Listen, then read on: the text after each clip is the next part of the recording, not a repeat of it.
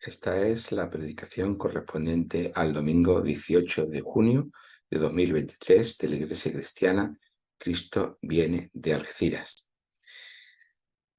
Para esta mañana el pasaje de referencia es la carta a los Romanos del apóstol Pablo, capítulo 7, versículos 12 al 25.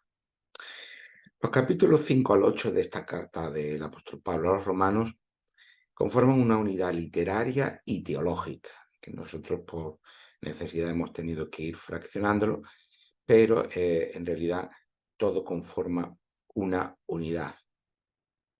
Y como ya hemos dicho en semanas anteriores, para entender todo lo que aquí Pablo está diciendo, necesitamos siempre tener presente el marco narrativo que tenemos en los libros del Antiguo Testamento, de Génesis y Apocalipsis, porque es lo que Pablo está teniendo presente mientras está escribiendo.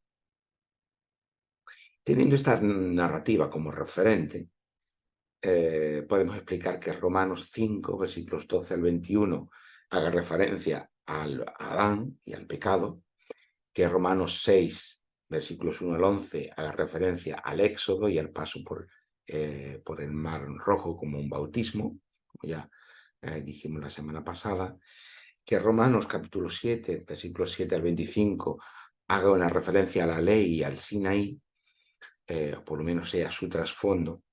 Y por último, que Romanos 8, un versículo 1 al 25, nos hable de la presencia de Dios y de la nueva creación, como ya vimos en su momento también.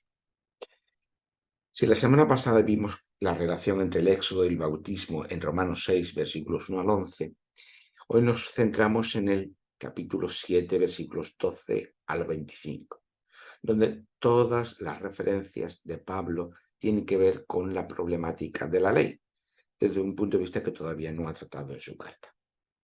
Lo que tenemos que tener en cuenta para entender lo que Pablo nos está diciendo es que el desarrollo de su argumentación parte de Romanos 5, versículo 21, que vimos ya la semana pasada, que dice, porque así como el pecado reinó para muerte, así también la gracia reinará por la justicia a la vida eterna mediante a Jesucristo, Señor nuestro. Esa es la conclusión de Romanos 5 y la base de la argumentación de Romanos 6, pero también tenemos el trasfondo de Romanos 7. Hay un reinado del pecado y de la muerte y hay un reinado de la gracia y de la vida. Y unidos por gracia, por medio de la fe, al Mesías, pasamos de uno a otro, de un reinado al otro. Unidos a Jesús el Mesías, pues pasamos de ese reinado del pecado y de la muerte al reinado de la gracia y de la vida. Pablo, mientras está escribiendo, está siguiendo el itinerario del pueblo de Israel en el Éxodo, que tras ser liberado de la esclavitud de Egipto, pasa por las aguas del Mar Rojo para entrar a una nueva vida. De la misma manera, unidos al Mesías, somos liberados de la esclavitud del pecado y de la muerte, y tras pasar por las aguas del bautismo, entramos a una vida nueva. Después de esto, ¿qué es lo que encontramos? Que el pueblo de Israel comienza su peregrinaje en el desierto hasta llegar al monte Sinaí. ¿Y allí qué ocurre? Recibe la ley de Dios. Y esto es lo que encontramos en el capítulo 7. En el trasfondo del capítulo 7 tenemos precisamente esta parte de la narrativa del Éxodo. En esa ley se consignan las instrucciones para construir el tabernáculo donde habita la presencia de Dios. Así termina el libro del Éxodo. Y esto es el reflejo de lo que encontramos en Romanos 8, que ya vimos en su momento. Por tanto, en Romanos 7, ¿de qué es lo que está hablando Pablo? Con referencias, con esas múltiples referencias a la ley. Como habitualmente Pablo hace progresar su argumentación con una pregunta. Y es la pregunta que encontramos en este caso en Romanos 7, versículo 7, que dice, ¿qué pues diremos? ¿La ley es pecado? Se pregunta Pablo. ¿Por qué se pregunta Pablo esto? ¿Por qué pregunta Pablo si la ley es pecado? Pablo ha argumentado que al estar unido por la fe al Mesías, estar bajo el reinado de la gracia y haber sido liberados del reinado del pecado, la ley ha dejado de cumplir con su misión. Eso es lo que Pablo nos dice. Y ahora la ley es sustituida por la acción del Espíritu Santo en nosotros y de esa manera cumplimos la ley. Por lo tanto, una vez que ya ha venido el Mesías y que ha ascendido a los cielos, es por tanto Señor que gobierna todo el universo y envía a su Espíritu, al Espíritu Santo, que mora en nosotros, aquellos que hemos recibido a Jesús como Mesías y Señor, como hemos depositado nuestra confianza en Él y estamos por tanto unidos a Él por medio de la fe, el Espíritu Santo digamos, habita en nosotros. Por lo tanto, todo eso hace que la ley haya dejado de cumplir con su misión.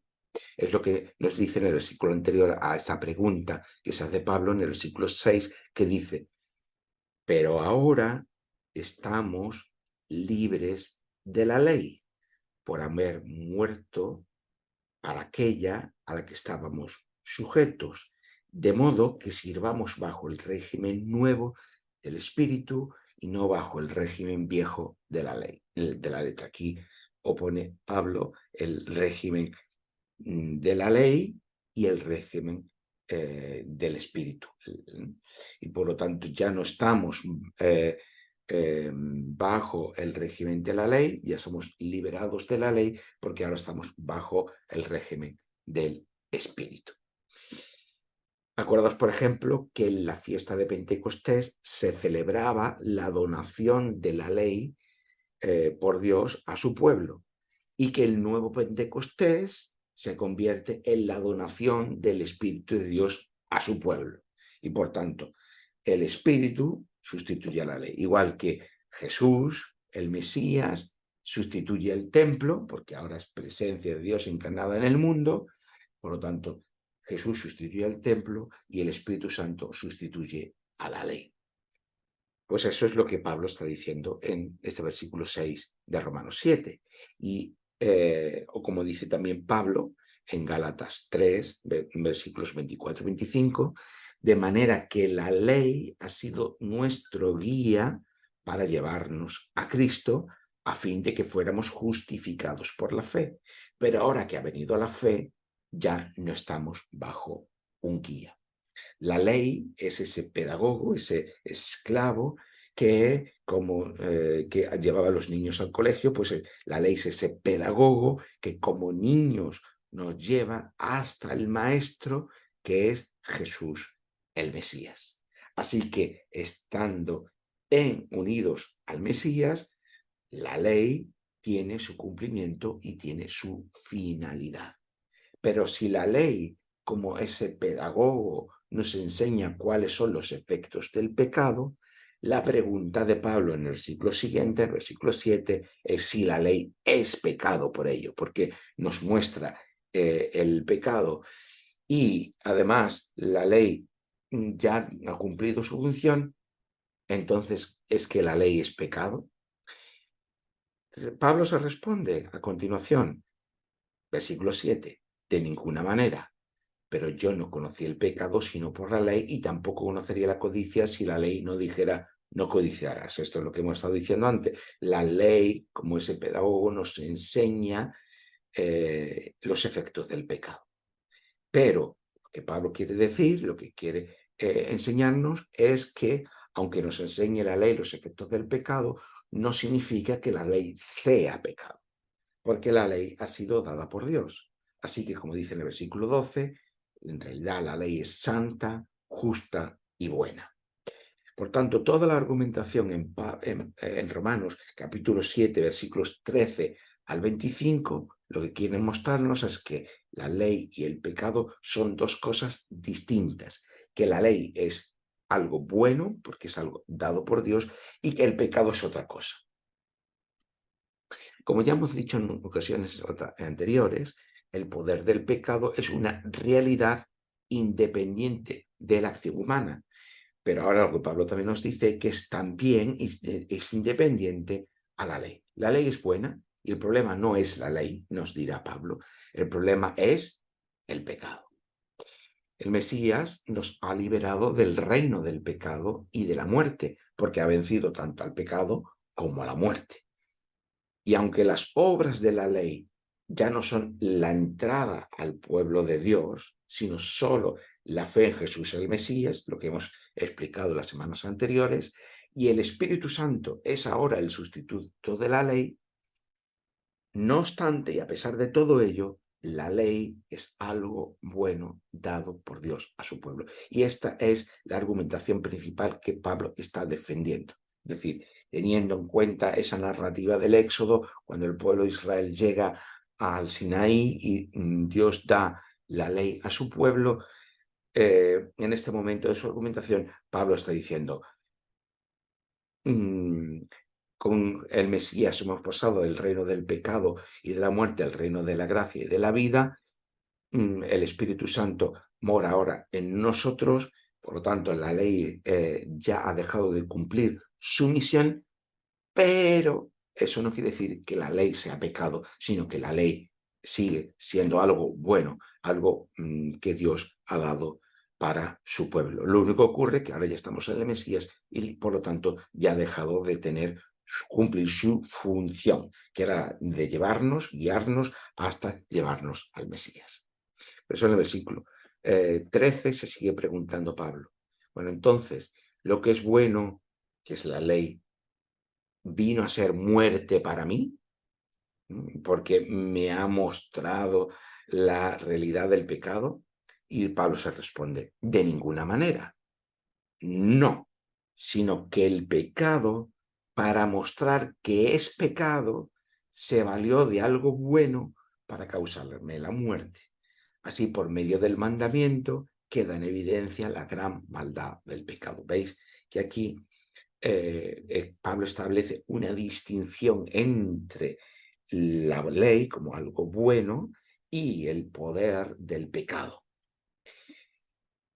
El pecado usa la ley, dice Pablo, para producir la esclavitud y la muerte. Es decir, que es el pecado el que usa la ley, que en sí misma es buena, para producirnos esa esclavitud. Pero el problema no es la ley, el problema es el pecado.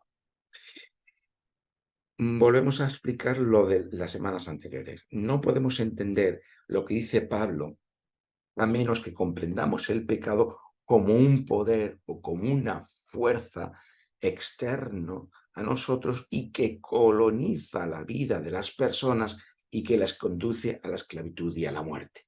Por lo tanto, el pecado es el que usa la ley, como que es algo bueno en sí mismo, para producir esclavitud. Pero el problema, dirá Pablo, es el pecado, no es la ley.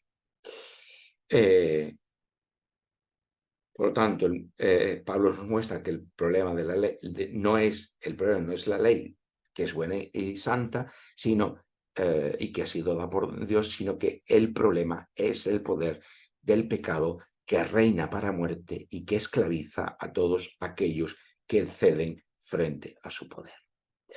Pero, ¿por qué entonces este pasaje de Pablo aparece tan convulso? ¿Por qué Pablo ha cambiado la primera persona del plural, el nosotros, por la primera persona del singular, el yo? ¿De qué está hablando Pablo en este pasaje? ¿De las luchas del cristiano en su vida diaria? ¿Está hablando de otra cosa? ¿De qué está hablando Pablo aquí?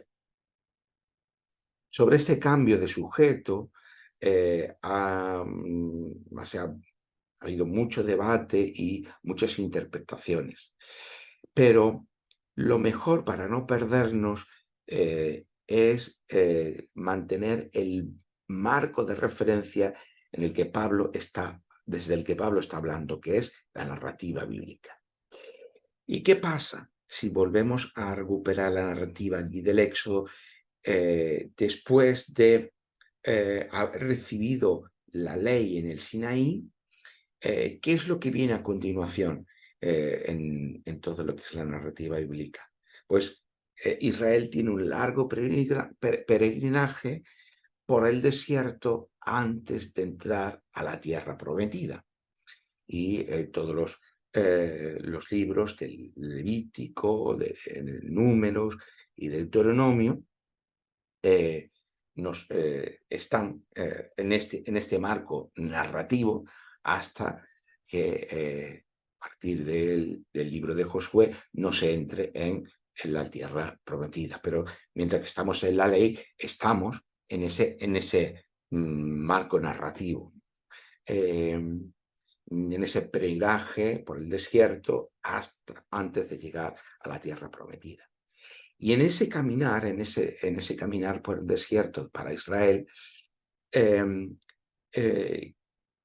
es la oportunidad, después de haber recibido la ley, de mantenerse fiel al pacto con Dios, según las cláusulas de ese pacto, que son los mandamientos de la ley. Es decir, todo ese camino tiene la oportunidad de ponerse a prueba. Israel es puesto a prueba para ver si es fiel al pacto y si va a cumplir ese pacto acorde con pues las cláusulas de ese pacto, que es la ley. ¿Pero qué ocurre en todo ese proceso?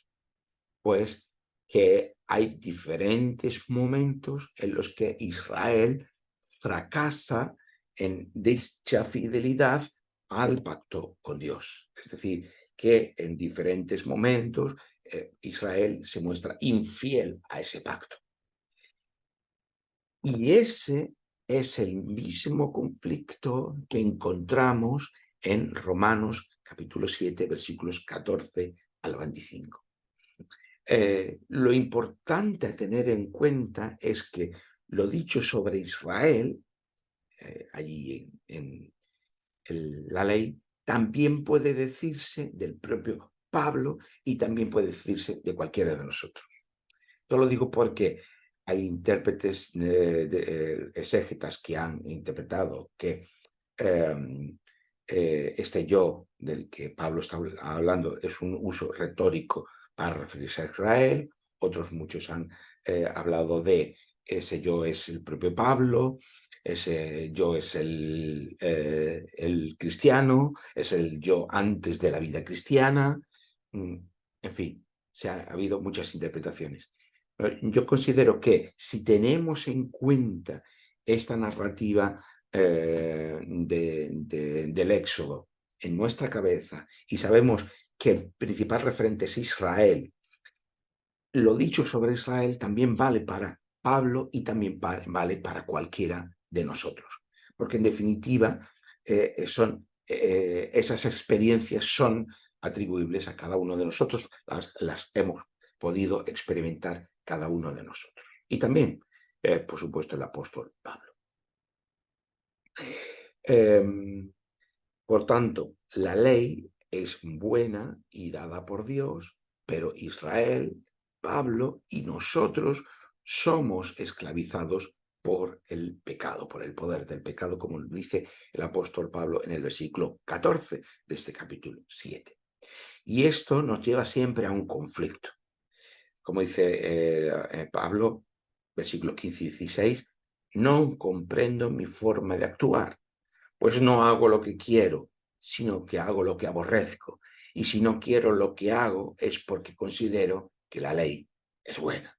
Tenemos este conflicto en el que estamos inversos, igual que lo estuvo Israel, que queriendo ser fieles al pacto, al final se revela otra realidad en su relación con Dios. Lo mismo ocurre a Pablo, lo mismo nos ocurre a nosotros.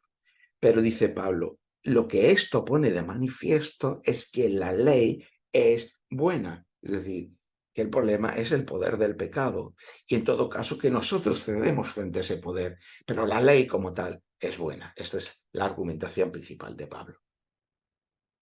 Por tanto, nuevamente la intencionalidad de Pablo es exonerar a la ley, liberar a la ley de cualquier relación con el pecado. La ley no es pecado. El pecado es otra cosa, un poder que está ahí, dispuestos a someternos, a esclavizarnos. Así que el pecado es el auténtico problema, que es capaz de colonizarlo desde nuestro propio interior, como nos dice el versículo 17, de manera que ya no soy yo quien hace aquello, ni tan siquiera nuestra propia voluntad, sino el pecado que está en mí.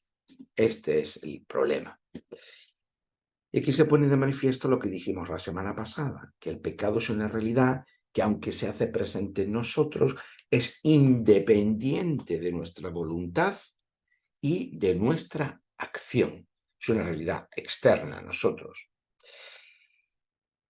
Pablo, como si quisiera dejar bien claro esta realidad sobre el pecado, vuelve a repetir lo mismo, la misma argumentación, en los versículos 18, 19 y 20. Yo no voy a leer para no hacerlo demasiado repetitivo, pero Pablo vuelve a incidir sobre estas mismas ideas.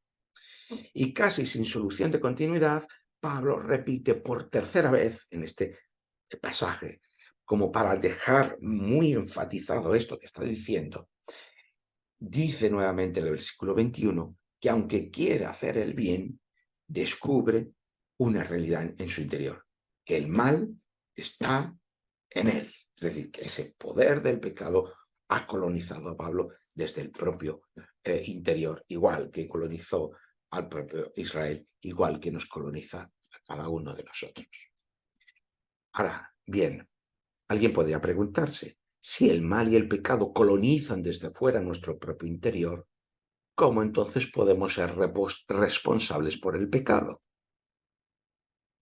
O mejor dicho, ¿cómo podemos ser responsables? No seríamos responsables por el pecado, pero sí podemos, cómo podemos ser considerados responsables por nuestros pecados, o los pecados cómo se convierten en nuestros pecados.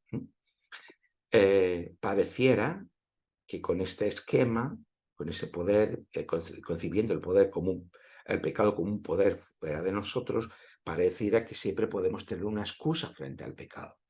Como dice el apóstol Pablo, no somos nosotros queremos hacer el bien, pero no lo conseguimos, porque en realidad es el pecado que está en nosotros el que hace aquello que denominamos pecados. Y para decir entonces que esto es podría ser una buena excusa para nunca hacernos corresponsables por nuestros pecados. Pero hay que recordar que la justificación no se extiende sobre los pecados, sino sobre el pecador. Hablamos de la justificación del pecador, pero no del pecado. El que ha sido declarado justo, ¿qué ocurre? No busca justificar sus pecados, pero este pecado como poder que nos esclaviza, entonces podría sonar a una mera justificación de nuestros pecados. Yo no he sido, es el poder del pecado que está en mí. Pero esta no es la intención de Pablo. Pablo dice en el capítulo 6, versículos 12 y 13, lo siguiente. No reine, pues, el pecado en vuestro cuerpo mortal, de modo que lo obedezcáis en sus apetitos. Tampoco presentéis vuestros miembros al pecado como instrumentos de iniquidad, sino presentaos vosotros mismos a Dios como vivos de entre los muertos, y vuestros miembros a Dios como instrumentos de justicia. ¿Qué nos está aquí diciendo Pablo? Que efectivamente el pecado es un poder externo a nosotros, pero es un poder al que podemos prestar obediencia, como si fuera un amo al que nosotros prestamos obediencia, como sus esclavos. Es decir, que aunque el poder del pecado se está en nosotros, nosotros podemos ceder, y de hecho cedemos, frente a ese poder del pecado. Y con ello, con esa cesión, con esa dejarnos esclavizar, con esa, nos hacemos responsables de nuestras acciones pecaminosas, que es lo que Pablo está diciendo aquí en estos versículos 12 y 13 del capítulo 6. Pero también nos dice Pablo, de igual manera, ya que no estamos sometidos al reinado del pecado y de la muerte, que ahora estamos en el Mesías, entonces podemos presentar nuestros miembros, nuestro cuerpo, nuestras acciones a Dios como instrumentos de justicia, como instrumentos de fidelidad a Él.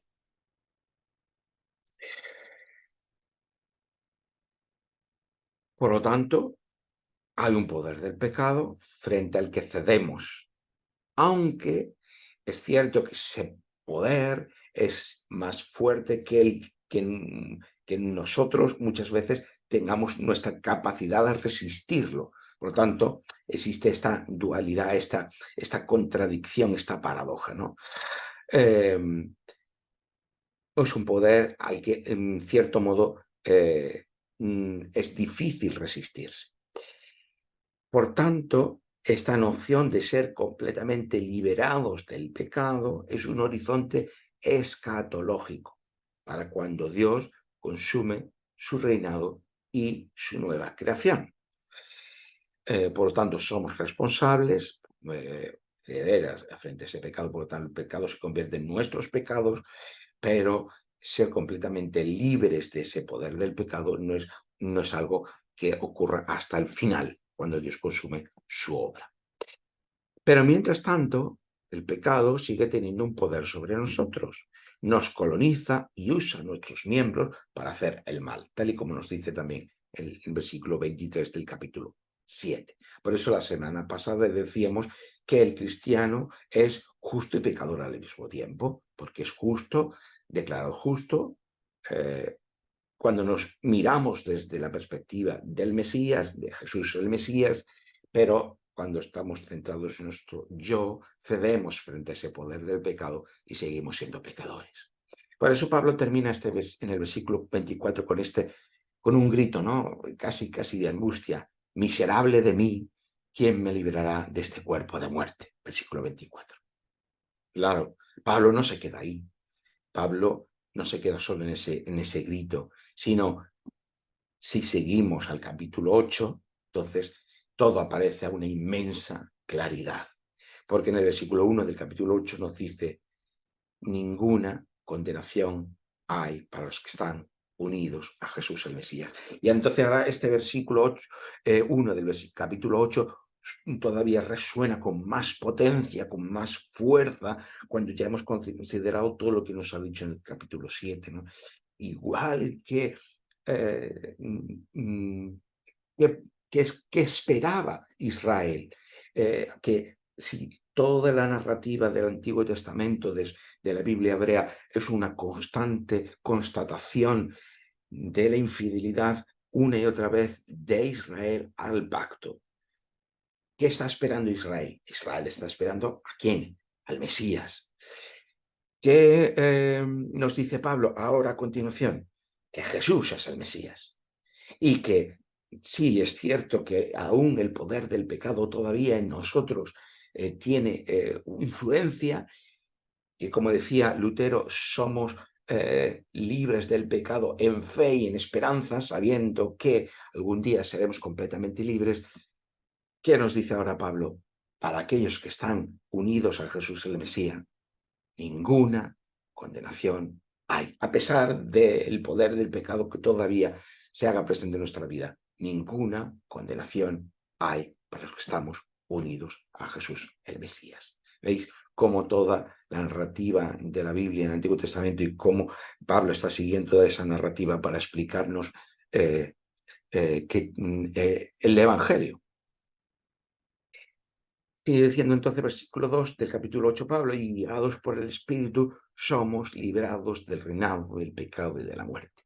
Ya hicimos una predicación sobre este capítulo y quien no lo haya visto puede ir y verla. Lo que nosotros, en nuestras propias fuerzas, no es posible hacer, es decir, que nosotros no podemos vencer el pecado, Dios lo ha hecho, dice en el versículo 3. ¿Y cómo ha vencido Dios al pecado? Por medio de Jesús, el Mesías, que en la cruz ha condenado no a Jesús el Mesías, sino al poder del pecado. Y de esta manera lo ha vencido. Veis como todo en el capítulo 7, toda la argumentación de Pablo es señalar que el pecado es el problema, pero que la ley es buena. Pero que nosotros, a pesar de tener, Israel, a pesar de tener la ley, no ha podido mostrarse fiel al pacto y ha caído, ha cedido frente al poder del pecado. Ahora que Jesús, el Mesías, ha venido, ese poder del pecado ha sido condenado en la cruz y por lo tanto hemos sido libres de ese poder. Y por lo tanto también hemos sido libres de la muerte por su resurrección. Y en fe y en esperanza, nosotros también somos declarados justos y un día seremos hechos justos y libres completamente de ese poder, tanto del pecado como de la muerte. De esta forma veis que todo lo que hemos visto las semanas anteriores queda unido, queda articulado en un pensamiento orgánico y en un pensamiento que tiene sentido. Muy bien, alguien que nos esté escuchando todo esto dirá, bueno, Sergio, sí, esto está todo muy bien, pero esta forma de entender la realidad, el mundo, bajo el dominio del pecado, eso no es una manera que hoy podamos comprender o que ya no nos resulta evidente esto del pecado, del éxodo, de la ley. Esto quizás ya no son formas que nosotros nos resulten evidentes. Bueno, para eso predicamos, para eso queremos conocer la escritura lo mejor posible, para eso mantenemos la estructura narrativa de la escritura, para que toda nuestra visión del mundo pueda pasar a través de la comprensión de la realidad de la escritura y podamos ver todo nuestro mundo quede absorbido por el mundo de la escritura. eh, Incluso podemos decir, vale, de acuerdo, quizás hoy ya no pensamos en esas claves. Quizás ahora pensamos que los malos presentes son el producto del sistema social, de la globalización, de las desigualdades económicas, de la mala gobernanza política, y por tanto por eso hay tantos males en el mundo. O quizás cuando vemos en las noticias que una persona ha asesinado a otra, ¿no? Hace poco, ¿no? Pues en Francia alguien empezó a apuñalar a bebés y niños pequeños en un parque. ¿Y qué decimos? ¿Qué pensamos de nuestra visión secular? Pues la persona se ha vuelto loco o está preso de una ideología extremista, sea la que sea. Esa persona ha perdido la razón, ha perdido el juicio. ¿Vale? ¿De acuerdo? Pues de todas estas cosas, la Biblia nos dice, las engloba bajo el poder del pecado que nos coloniza desde fuera. Coloniza nuestra sociedad, que nos coloniza a nosotros.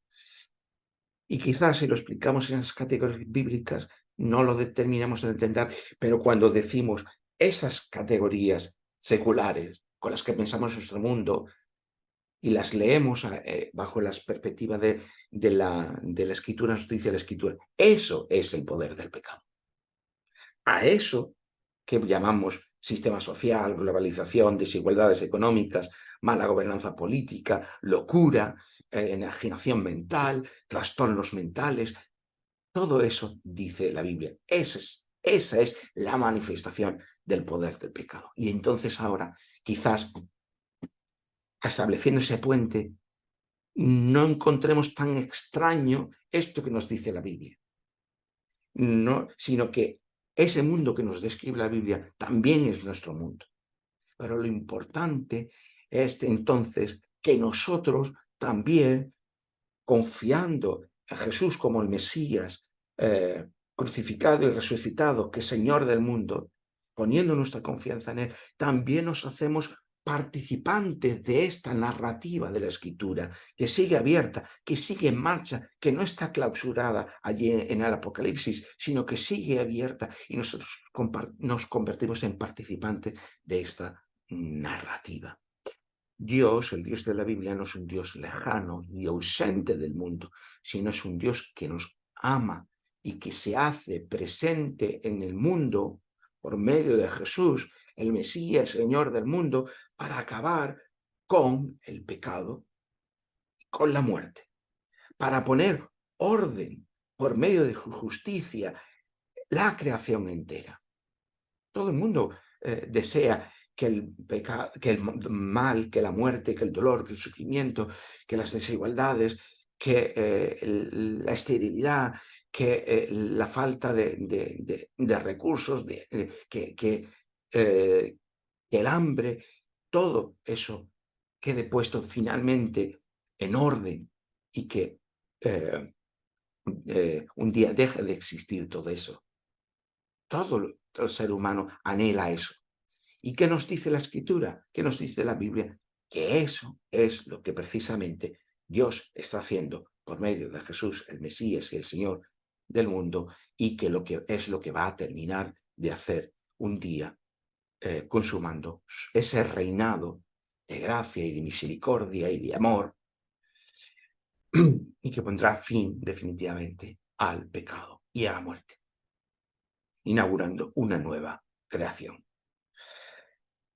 Y eso es lo que Pablo nos ha explicado en todo el capítulo 8, especialmente en los versículos 20 al 23. Y esa es nuestra esperanza. La buena noticia es que tú hoy puedes participar también de esa esperanza. Solo es necesario poner nuestra confianza en Jesús como Mesías, crucificado y resucitado y ascendido a los cielos y por tanto como Salvador y Señor del mundo.